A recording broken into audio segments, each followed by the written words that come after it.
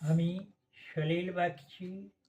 আপনারা আমার ভিডিও দেখছেন স্মিথ গাঙ্গুলি প্রোফাইলে। এখন আমি আমার লেখা একখানি কবিতা পাঠ করে আপনাদের শোনাচ্ছি। কবিতার নাম স্বভাব। পরনিন্দা করে যে খুশি পরনিন্দা করে যে খুশি হয়, সে তো তা করবেই। ওটা যে তার ব্যবসা, ওখানেই তার জীবনের পরাজয়।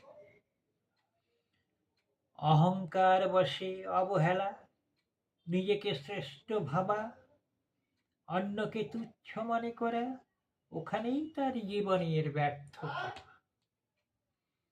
আপন দম্ভ প্রকাশ যে করে সদা কথায় ও কাজে, ঘৃণা করে সাধারণে ছোট ভেবে, তাদের আগুন একদিন জ্বালাবে তাকে।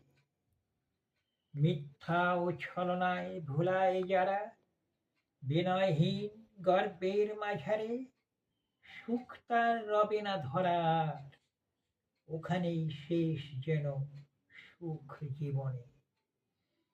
আপনি বড় যদি হয় নিজ চিন্তায় ও ভাবনায়, অপরের তুচ্ছ জ্ঞানে দোষে, তার ঠাঁই হয় না সকলের কাছে। নমস্কার।